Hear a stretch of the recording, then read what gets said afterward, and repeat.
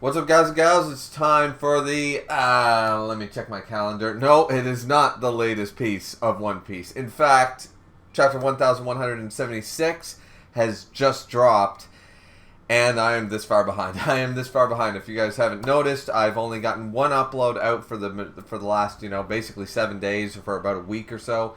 And that is just because this week there was a lot more going on. I even took a day off to try to catch up on all the other things that were going on. And unfortunately, YouTube was one of the things that had to take a back seat. So we're going to try to get caught up here over the weekend and do some recordings and stuff like that, do some reviews. So never fear. I know what people have been asking for, a couple of different reviews and stuff. I will be getting to them, I promise. So without further ado, we're getting into catch-up mode with One Piece. Now officially that 1176 dropped. Now we are into definitely having to play catch-up with 1175, which was a pretty good chapter.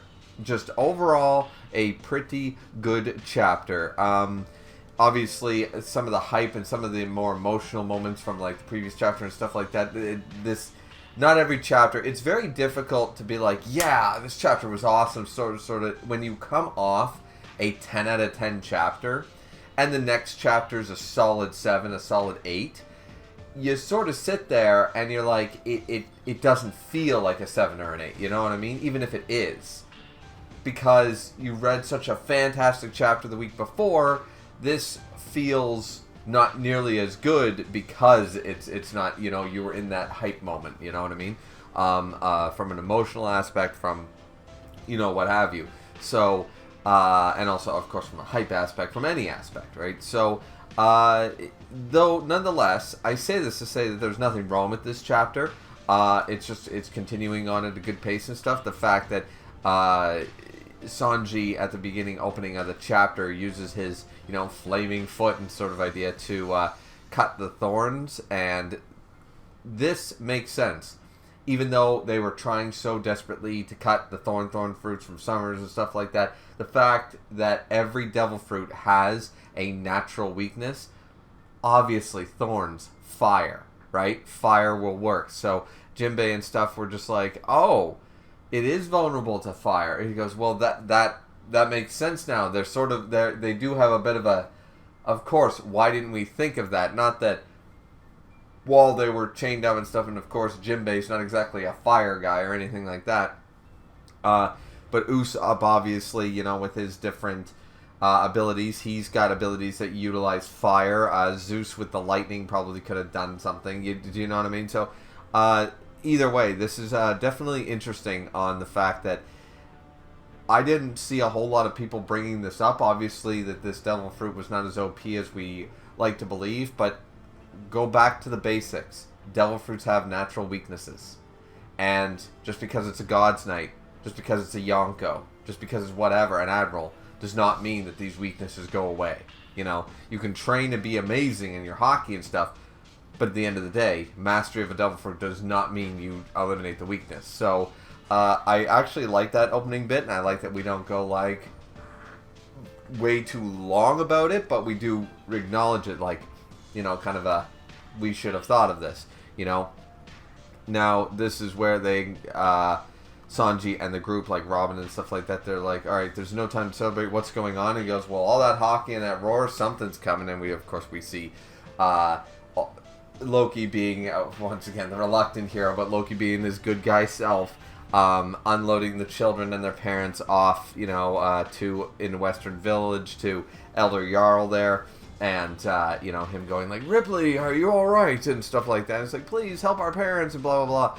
And some of them are screaming like, Loki, this village is in danger, take the children somewhere safe. And he's immediately like, you think this is my problem? The only thing I'll do to people who climb on my back is dump them off. Now get off me, and stuff. And then Luffy's still chilling while Loki's chewing down on one of the dream monsters. All the other dream monsters are like, damn, like, we don't want to fuck with this. We do not want to fuck with this right now. Like, can we not, please? And, of course, as I said, Luffy's, in his bigger form, but he's, obviously he's in his very giant Nika form, which still looks very small on Loki, so it's just insane, the size scale of this, is just almost unprecedented. This is some Toriko level, this is Ankelagon the Black, I said all this before, but yeah, and the fact that Luffy's just looking down, chilling with the squirrel, being like, hey, it's Zoro down there. Hi, Zoro. How you doing, buddy? Because he's in his Nika form. He's just having a good time. So Zoro's just like, oh, dumbass, what took you so long? And Dragon? And he feels that little, I really want, that's one big dragon. I wonder. I cut down a meteor in a movie. And then, Mihawk had to show up and flex. But, I mean, I don't know. I cut Kaido, but this is a bigger dragon. I wonder if I can cut the bigger dragon, Like, that's all Zoro right now. No, none of that's happening. But, obviously, it's just because, the Ryuma stuff, dragon slaying, he's Zoro and stuff. It wouldn't shock me if he was like, I just want to try. Just one slice, please. So they acknowledge, okay, yeah, it's Loki, he's here. Then make the place safe and stuff like that. He's immediately just acknowledging Zoro's strength. He's like, oh, wait a minute. Yeah, Loki and I don't need to stay here after all because Zoro's here. Well, then, place is locked up. And I'm just like, that's the faith that I love that Luffy has. And Luffy also, of course, acknowledges his first mate's strength. You know what I mean? If Zoro's there, don't worry. Everything's going to be fine. I do not need to assist my first mate. This is the new Rayleigh. He will be fine, So it's like, all right. And that's when Zoro's just like, by the way, all these giant dream monsters, they're going to destroy all of Elbaf. And, you might want to get to a few of them. Because, yeah, I got this shit covered. But they're everywhere, bud. So maybe, deal with some of that. And Eldegarl goes on the Den Den Mushi and just like, or whatever, the snail, whatever they use in Elbaf, because they use something different, I believe, and he's just like, attention, Elbaf, my hair is telling me, I mean, all the children are safe and stuff, so there are no longer any hostages. Basically, feel free to fuck some shit up, baby. And it's like, all right, cool. So that's when, we see the different people, like, they're trying to help out all the parents that were, getting obviously wrecked by the thorns and were very damaged and stuff like that. And Summers is losing his shit, like, give me back my emotions, because he's this sadistic, we could go off on Summers for a long time here, but we've already done that before. We already did that, so once again, double page spread incoming after a wonderful shot, because we see Luffy sort of like, wait a minute, what's this Thorn dude doing? He's like, I'm going to finish off those half-dead parents right now, while the getting's good, and he unleashes like these triple Hydra Thorn with cannons in their mouth thing, my Thorn launchers, and I'm just like, okay. I think they're trying to go for like the Venus flytrap versus that plant that can fucking like, can actually like almost fire Thorn or whatever like that, and obviously in this case it's a lot more devastating, so a lot of liberties taken with this one. I love the fact that the children are they're still wrapped up in the thorns and stuff like that, and they're standing there like, no, this time we will protect our parents, you will not hurt our mom and dad and our brothers and our grandparents and stuff. And the parents are all like, oh, no, kids, get out of the way. And then Summers, of course, is having the time of his life, because once again, he's right up there. I mean, he's a celestial dragon. I don't know why any of us are shocked, but he's a celestial dragon. This is right up his alley. And I'm about to put my foot up his fucking ass if he keeps up with this shit. But Luffy does something similar.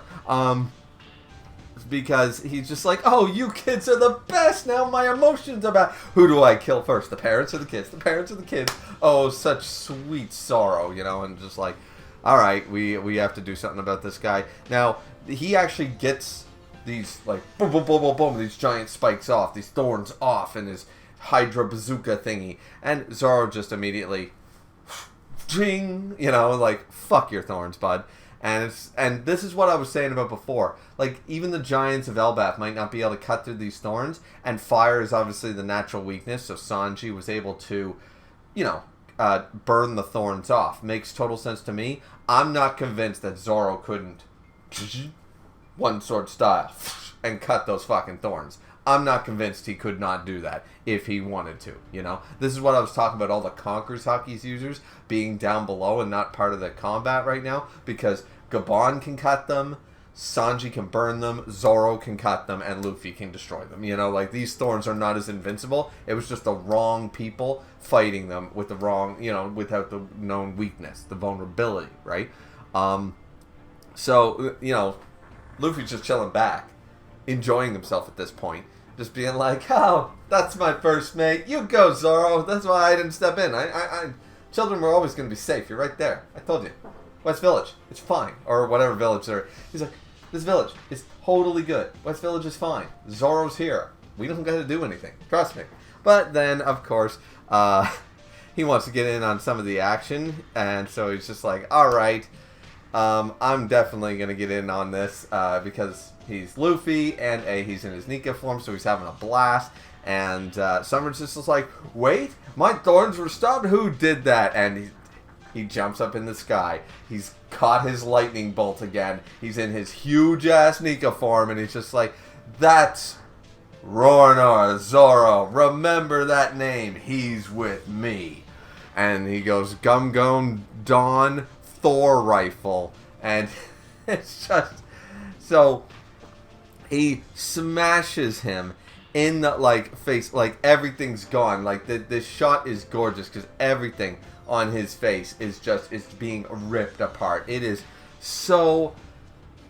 Catharticism is a thing, is all I'm saying. It's just a wonderful thing. So Summers completely gets owned here by Luffy just going Gum Gum Dawn Thor Rifle. And I love that he grabs the lightning bolt to make it Thor Rifle.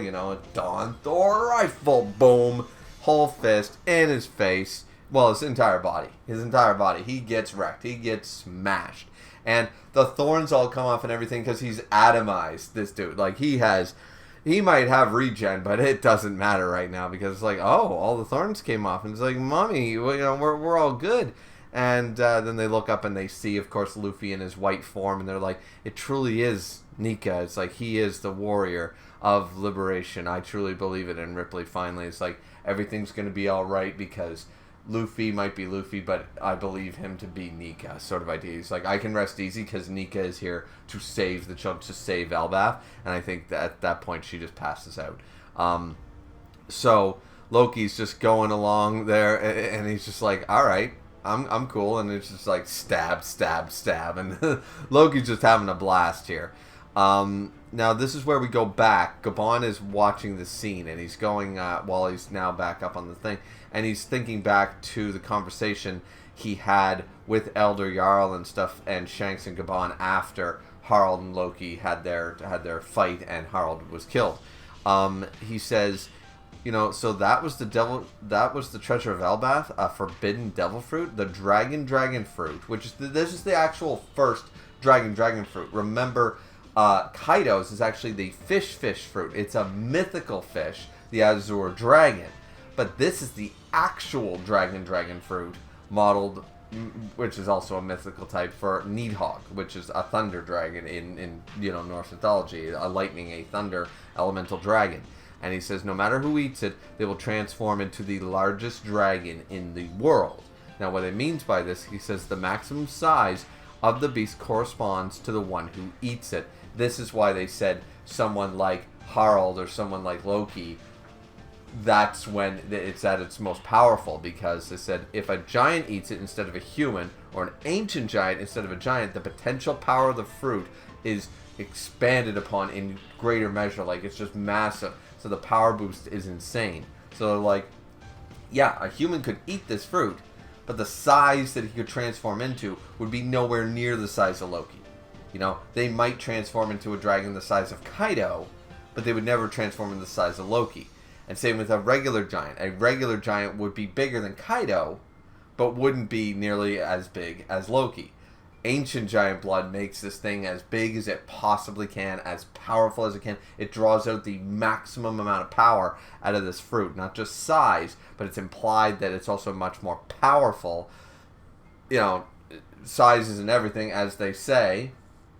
We'll see who actually believes that one, but it definitely adds up here. Like, I like this idea that, depending on actually who eats the fruit, just like with how Luffy used the Gum Gum no Mi for so many years in definitely intricate ways, would another character have figured that out?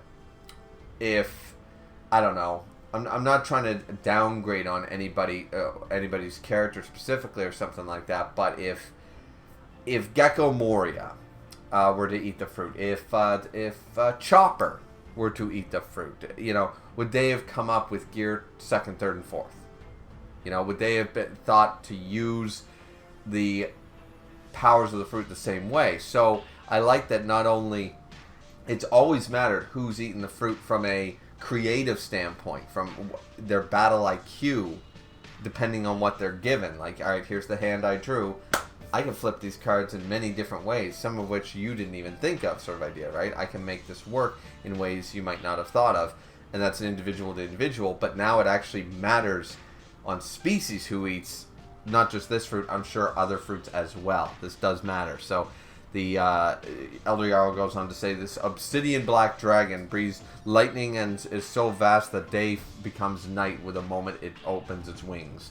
And it's just like, holy shit, this thing. Well, and we've seen it. This Nidhogg dragon is insanely huge. Like, we've seen Loki as it, right? And stuff like that. So Shanks and Gabon continue saying, so due to the danger this power poses, you've been making sure that no one can eat it? He said, not quite. If anyone tries to eat the fruit, the Guardian Hammer Ragnir was blocking their attempts. So the history of this is that in Elbaf we have a legend about a warrior god. He wielded a weapon known as Ragnir, the Iron Lightning. So he wielded Ragnir originally, so a warrior Elbaf god. And turned into an enormous dragon to face off against the sun god. So Nidhogg fought Nika.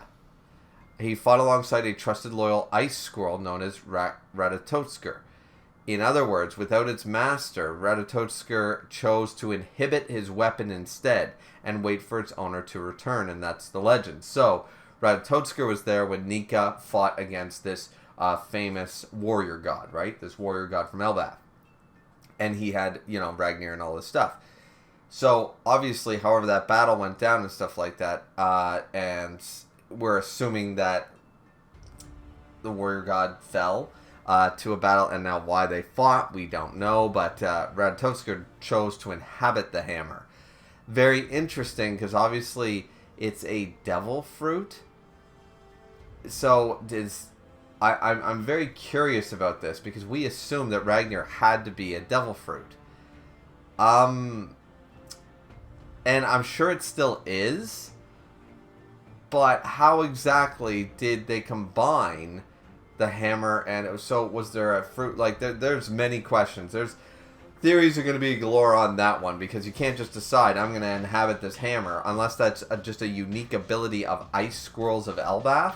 Can do that. They can inhabit weapons, items, furniture, maybe. I don't know, but it's very interesting, because now this tells me that Ragnir is not a devil fruit. So that's kind of interesting, or at least that's a possibility. Anyways, Gabon comes out of this to recognize that Ragnir, after an eternity of standing guard over the fruit, would not allow anyone to eat it, but finally allowed or chose Loki and was okay with Loki eating it. And now, looking at Loki, this massive guy, he's just scaring off all the dream creatures. He opens up his, jaws, and he does a freaking lightning hyper beam, to end all hyper beams. This is reminding me of, like, Gyarados from the Pokemon first movie. The hyper beam looks so bloody good, even though it did jack shit to Mewtwo. It still looks so cool. When I was a kid in the 90s, watching this, I was like, oh, that's hyper beam. Look at how powerful. Oh, my shit, and it's just kaboom. We're getting some Toriko level destruction over here. I love it. I love it to pieces. And this is where, we're seeing, like, him just completely eradicate these dream creatures. Now, Emu, as Gunko Emo, is actually watching this. So what happened to Brook, we don't know. We do not see Brook. So obviously they clashed and Brook fell in some way. We're not sure. But they're just so neat. So Ragnar and Luffy are chilling on top of obviously Loki's head. They're just like, yeah, this is awesome, woohoo and stuff. And as I said, Gunko Imu is watching and it's just like, I see. So Needhog, that's where thou were. So Imu knows something. Obviously recognizes this powerful, the dragon fruit, the forbidden fruit. Probably one of the two fruits that Rox was after, was the Needhog fruit. It obviously has some relevance because Imu is shocked and recognizes this and says, so that's where you were. Now, of course, the theories are going to go crazy. They are going to go crazy because is Imu Nika? You know? That's, right now, that's another theory that's been floating around. And obviously the fact that he recognizes Needhog and the whole, you know, who is Joy Boy, who is Nika, who is the purveyor of the Willa D clan, who is Imu, all this stuff. Like, are they one and the same people? Are they different people? Davy Jones himself. Davy Jones doesn't seem to be Joy Boy anymore, and obviously Davy Jones is not Imu. But that's still, and is not Joy Boy, but it seems to imply that potentially Imu could still be Nika.